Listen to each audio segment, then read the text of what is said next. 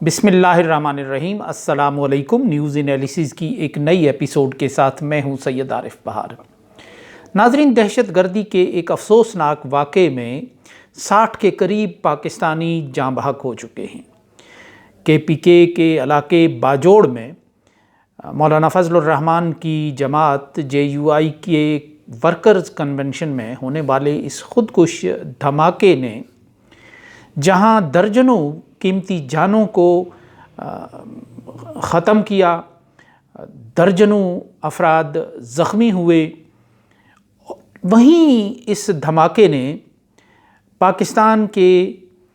آنے والے دنوں کے لیے کئی خدشات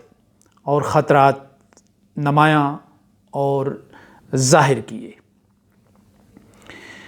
اس دھماکے سے بڑی حد تک وہ خطرات اور وہ خدشات حقیقت بن کر سامنے آئے جو پاکستان میں دہشت گردی کی لہر کے لوٹ آنے کے حوالے سے پچھلے کئی برسوں سے ظاہر کیے جا رہے تھے، اور یوں لگا کہ پاکستان ایک بار پھر 2000 کی دہائی میں پہنچ گیا ہے، یا گزشتہ دہائی میں 2010 سے 2018 تک کی جو دہائی تھی، جس میں پاکستان کے طول و عرض میں بڑی تباہ کن کارروائیاں ہوئیں، دہشت گردوں نے کی، اور اس کی جو ذمہ داری ہے وہ کئی کالعدم تنظیمیں قبول کرتی تھیں۔ دہشت گردی کی کئی لیئرز تھیں، کئی چہرے تھے جو پاکستان میں پچھلے کئی دہائیوں میں وجود میں آئے، جن کے نقش ابھرے اور جن کا نام سامنے آیا۔ ان میں بلوچستان کے حوالے سے ایک الگ گروپ تھے، ایک الگ تحریک چل رہی تھی، اور جو قبائلی علاقے اور پشتون بیلٹ ہے اس میں ایک مختلف انداز کی دہشت گردی سر اٹھائے ہوئے تھی۔ طویل عرصے کے قربانیوں کے بعد، طویل عرصے کی کوششوں کے بعد اور جانی و مالی نقصان کے بعد، چند برس پہلے پاکستان میں یہ سمجھا جانے لگا تھا کہ اب جنگ و جدل کا جو ماحول ہے، جو دور ہے، وہ پیچھے رہ گیا ہے، اور پاکستان اب امن کی طرف بڑھتا ہوا نظر آئے گا، اور امن کا دوسرا نام ترقی، استحکام اور خوشحالی ہوتا ہے۔ بدامنی اور جنگ اور خانہ جنگی کا دوسرا نام بدحالی ہوتا ہے، عدم استحکام ہوتا ہے، غربت ہوتی ہے، اور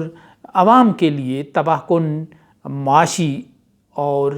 سماجی صورتحال ہوتی ہے۔ دہشت گردی نہ صرف عوام کی معیشت کو بری طرح ہلا کے رکھ دیتی ہے، بلکہ ان کی سماجیات اور نفسیات پر بھی اپنے اثرات مرتب کرتی ہے، کہ وہ ماحول جو بڑا کھلا ڈلا ہوتا ہے، وہ فضائیں جو کھلی کھلی محسوس ہوتی ہیں، آزاد محسوس ہوتی ہیں، پھر ان پر اس طرح کی پابندیاں لگتی ہیں، حفاظتی اقدامات کے نام پہ، ناکے، تلاشیاں، حصار، دیواریں، خاردار تاریں، اور بالکل ایک عجیب قسم کا ایک نفسیاتی ماحول بنتا ہے۔ یہ جو ماحول پر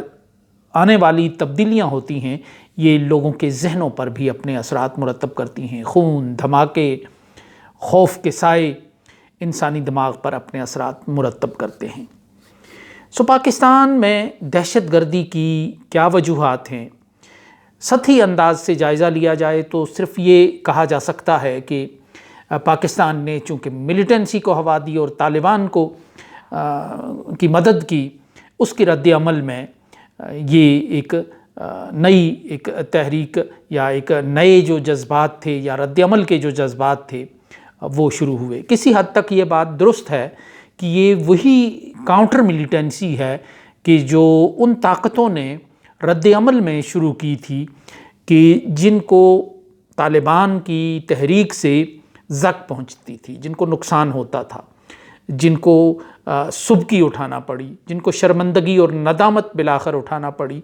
ان کی ظاہر ہے کہ پلٹ کر حملہ کرنے کی صلاحیت تھی، اور یہ جو قالین ہے اس کو واپس پاکستان پر الٹنے کی یہ ایک سوچی سمجھی سکیم اور منصوبہ بندی تھی۔ لیکن یہ بھی ایک دلخراش حقیقت ہے کہ پاکستان میں دہشت گردی کا آغاز اور لہریں اس وقت چلتی ہیں جب پاکستان ایک عالمی دہشت گردی کے مقابلے کے لیے امریکہ کے ساتھ تعاون کرتا ہے۔ جنرل پرویز مشرف کے دور میں بھی پاکستان کی اینٹ سے اینٹ بجانے کا جو عمل ہے وہ اس وقت شروع ہوا جب جنرل پرویز مشرف نے امریکہ کے ساتھ امداد اور تعاون کا معاہدہ کیا، اور اس کے نتیجے میں پھر پاکستان میں دہشت گردی کا ایک سیلاب آ گیا۔ رد عمل میں بہت سی قوتوں نے یکجا ہو کر پاکستان کی فورسز پر، پاکستان کی ملٹری اور سویلین انسٹالیشنز پر حملے کیے اور تباہ کن حملے کیے۔ اس کے نتیجے میں پاکستان کا انفراسٹرکچر تباہ ہوا، پاکستان کی سیاحت تباہ ہوئی۔ سب سے بڑی بات یہ کہ پاکستان عالمی سطح پر بدنام ہو گیا۔ جو بیرون ملک بسنے والے پاکستانی تھے، جو ینگ کلاس تھی، جو یہاں سے محنت مزدوری کے لیے جاتی تھی یا اسٹڈی کے لیے جاتی تھی، وہ وہاں اپنی شناخت چھپانے پر مجبور تھی۔ ایک دور ایسا بھی پاکستان میں آیا، اور یہ وہی زمانہ تھا جب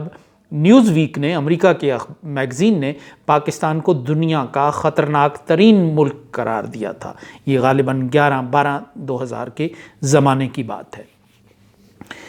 تو دوسری بار یعنی جب افغانستان سے امریکہ باہر نکل گیا تو یہ آثار پیدا ہونے لگے تھے کہ اب اس ریجن میں جو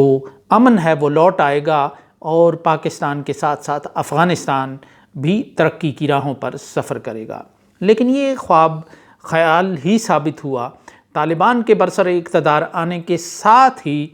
بین الاقوامی طور پر یہ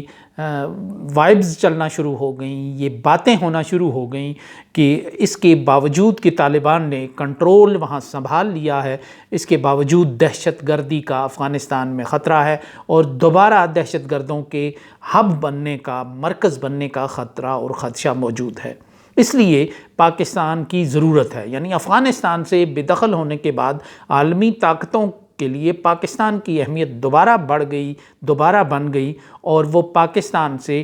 نہ صرف فضائی جو اڈے ہیں وہ مانگنے لگے فضائی حملوں کے لیے، بلکہ دوسرے جو لاجسٹک کے لیے بھی، زمینی فورسز کے لیے بھی وہ پاکستان سے مدد مانگنے لگے۔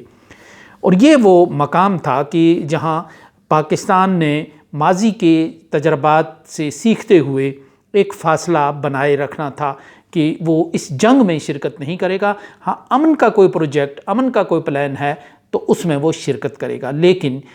یہ خام خیالی ہی ثابت ہوئی۔ افغانستان سے نکلنے والی طاقت نے پاکستان کے اندر، یعنی دروازے سے انہوں نے نکالا، اور وہ کھڑکی سے واپس پاکستان میں آ دھمکے، اور یوں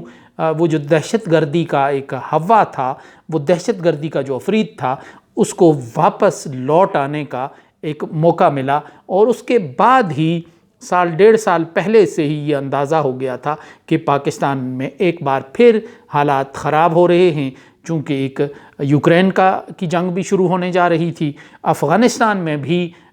دہشت گردی کے خطرے کو زندہ رکھنا تھا، کیونکہ یہاں چین کا گھیراؤ مقصود ہے، اور چین کا راستہ روکنا مقصود ہے، چین پر نظر رکھنا مقصود ہے۔ وہ دہشت گردی کا ہوا ہوگا، دہشت گردی کے حالات ہوں گے، اور تو یہ ماحول بنے گا، رہنے کا کوئی جواز بنے گا، تعاون کے کوئی عہد و پیما ہوتے رہیں گے۔ تو یہ ساری جو گیم ہے بنیادی طور پر دہشت گردی کی، یہ صرف ایسے نہیں ہے کہ طالبان اٹھتے ہیں اور وہ اٹھ کے دہشت گردی کرتے ہیں۔ اسلحہ ان کو کہاں سے آتا ہے؟ ابھی لیفٹیننٹ جنرل ہارون اسلم پاکستان میں ایک دور میں وہ ان کا نام سپہ سالار کی فہرست کے لیے سب سے فیورٹ تھا، تو لیکن ان کا میں ایک ٹویٹ پڑھ رہا تھا کہ انہوں نے یہ کہا ہے کہ برطانیہ کی حکومت نے یہ وارننگ جاری کی ہے کہ جو جہاز ہیں ان کی پروازیں جو ایک مخصوص سطح سے نیچے نہیں ہونی چاہیے لاہور اور کراچی میں پرواز کرتے ہوئے، کیونکہ انہیں اندازہ ہو گیا ہے کہ یہاں پرائیویٹ فورسز کے پاس ایسے فضا میں مار کرنے والے ہتھیار آ گئے ہیں کہ جنہیں ایک فرد بھی اٹھا کر چل سکتا ہے، یعنی پورٹیبل ہے۔ تو یہ بتائیں کہ ایک ایسا ملک جہاں اس طرح کے خوف اور خطرات کو پیدا کیا جائے، وہاں کوئی پاگل آدمی ہی ہوگا، کوئی ملک ہوگا، کوئی سرمایہ کار ہوگا جو آ کے سرمایہ لگائے گا، یا کوئی سیاح ایسا پاگل ہوگا کہ جو اپنی جان خطرے میں ڈال کے وہاں قدرت کے اور فطرت کے نظاروں کا لطف لینے آئے گا۔ تو یہ نہ صرف ایک ملک کی بدنامی ہوتی ہے ان باتوں سے، بلکہ اس کی معیشت کو بھی برباد کرنے کا ایک سامان اور ایک طریقہ ہوتا ہے۔ صاف اور سیدھے لفظوں میں بات کی جائے، میں نے اس پہ ایک 2011 میں ایک ریسرچ سٹڈی بھی کی تھی، بڑی تفصیل سے میں نے جو سیکیورٹی ماہرین تھے، جو اس مسئلے کو سمجھنے والے تھے، جرنلسٹ تھے، محققین تھے، مصنفین تھے، ان کے ساتھ انٹریکشن کر کے ایک تحقیقی ریسرچ پیپر جو ایک کتابی صورت میں چھپ چکا ہے کہ دہشت گردی کے خلاف جنگ اور پاکستان، اس میں بہت تحقیق کے بعد میں اس نتیجے پر پہنچا تھا کہ پاکستان ایک کراس فائر میں آ گیا ہے، اور یہ دہشت گردی کی محض اتنی ہی نہیں ہے کہ یہ چند لوگ غصے میں رد عمل میں وہ ٹوٹ پڑتے ہیں، پل پڑتے ہیں پاکستان پر، بلکہ یہ ایک گریٹ گیم ہے جو اس خطے میں چل رہی ہے اور جس کے بہت طویل المیعاد مقاصد ہیں۔ اور اس کو اگر سمجھنا ہو تو اسرائیل کے پہلو میں مصر کی حالت زار کو دیکھنا چاہیے کہ جو جنم جنم کا ایک انسٹیبل ملک ہے، نہ صرف معاشی اعتبار سے آج اس کی حالت پاکستان سے چنداں مختلف نہیں ہے، امن و امان کے حوالے سے، شہری آزادیوں کے حوالے سے،